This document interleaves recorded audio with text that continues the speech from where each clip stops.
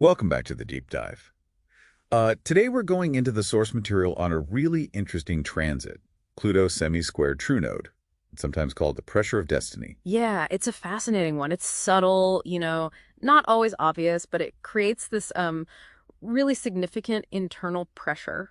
It's basically a cosmic nudge or maybe shove between Pluto's push for transformation and where your true node says your soul needs to go. Okay, let's break that down a bit. Pluto, we know, is about that deep transformation like death and rebirth cycles. Hmm. And the true node, it's not a planet, right? It's more like a point. Exactly. It's a calculated point showing your, let's say, highest evolutionary path, your soul's purpose in this life, and the semi-square aspect. That's key here. Right, the semi-square. What does that angle, that 45-degree thing actually feel like? Think of it as like a constant low-level irritation. It's not the big crisis of a hard square, but this persistent friction. It's designed to make the unconscious stuff bubble up.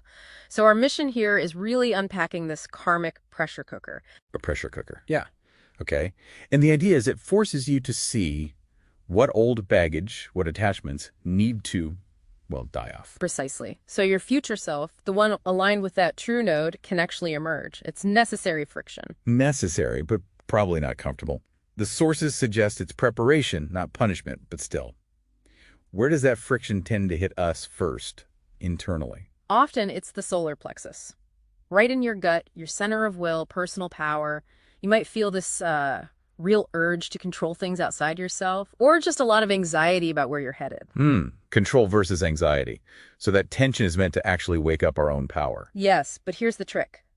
It only really works if you can let go of the resistance. If you try to double down on control, you just feel the pressure intensify. But how do you know if you're surrendering in a good way, like evolving versus just giving up? That's the million-dollar question, isn't it? Surrender in this context, it's about trusting your inner strength, your resilience. It's not collapsing. And often that solar plexus anxiety, it links directly down to the root chakra. Ah, okay, so it's shaking foundations. Definitely. This transit pokes at your deepest karmic structures. It challenges your old definitions of what feels safe, materially, emotionally, relationally. The real task is finding grounding in your ability to navigate change, your resilience, rather than clinging to old forms of safety. I like that distinction. Grounding and resilience, not old structures. And the guides do mention red jasper, right? For endurance during these kinds of shifts. Yes, exactly. Helps you anchor while everything feels like it's shifting internally. So we've mapped the internal feeling. Yeah. How does this pressure actually manifest, like in our jobs, our relationships? Pardon the interruption, but imagine living the life you truly desire, not someday, but right now.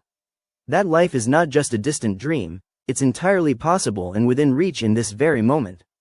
The key lies in stepping into your divine alignment, the energetic state where your thoughts, emotions, actions, and higher purpose flow together in perfect harmony. So, what exactly is divine alignment? It's more than a mindset, it's a way of being, a spiritual attunement that allows you to co-create your reality with the universe. To fully understand and embody this sacred alignment, we need to go deeper and explore its principles in greater detail. In the description are valuable resources links to help you begin your journey toward aligning with your divine path and living the life you truly desire. Well, you see it pretty clearly. In relationships, maybe those low-key power struggles keep surfacing, or little conflicts that reveal deeper control issues. The transit pushes for honesty. So transparency is the way through, not trying to win. Always. Trying to control the narrative just backfires. And in your career, feeling really stuck, dissatisfied, that's a huge flag. It suggests your current way of working isn't lining up with that deeper true node purpose. It's about transforming how you engage with work, maybe more than just changing jobs. Often, yes. It's about aligning the work itself or your approach to it with something more meaningful. And spiritually, this is prime time for shadow work. Right, confronting the hidden stuff. Exactly. Because what you consciously release makes space for that new alignment the true node is pointing towards. And that's where some of those tools come in handy, like obsidian. Yeah, the sources mention obsidian for shadow work specifically, like a mirror. Pretty much. Helps you see what needs integrating. And then for connecting with that higher purpose, that destiny piece. Gold, the color. Gold for clarity. Gold for divine purpose, yes, and also deep burgundy for that sense of regeneration through the process. Okay, so if someone listening feels this pressure and wants to work with it proactively, there's that practice mentioned, the release of control. Yes. It starts simple, journaling.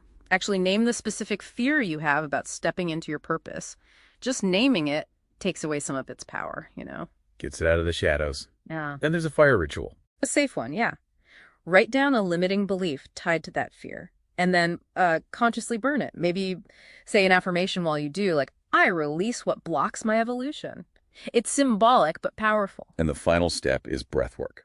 The breath of power. Mhm. Simple but effective. You inhale strength, alignment right into that solar plexus area, then really forcefully exhale resistance, limitation, control. It connects everything back to that internal center. It does. Which leads us right to the core mantra for navigating this transit. I release resistance and embrace destiny. I am transforming through divine pressure, growing stronger, wiser, and more aligned with my higher path. A powerful affirmation. So remember, if you're feeling this kind of discomfort, this pressure, it's not random. It's evolution happening. It's actually kind of sacred work. Absolutely. And we want to leave you with this question to think about. If you really are being sculpted right now into the clearest version of your divine potential, what specific fear are you still holding on to? What fear defines your current limit? Thank you for listening. If this Starseed Lightworker podcast lesson resonated with you and you're ready to explore your personal Starseed Lightworker journey, discover deeper truths, and align with your highest divine self, please check the links in the bio. Don't forget to like and subscribe. Click the bell to receive notifications of new Starseed podcast videos. Love and light in your Starseed Lightworker journey.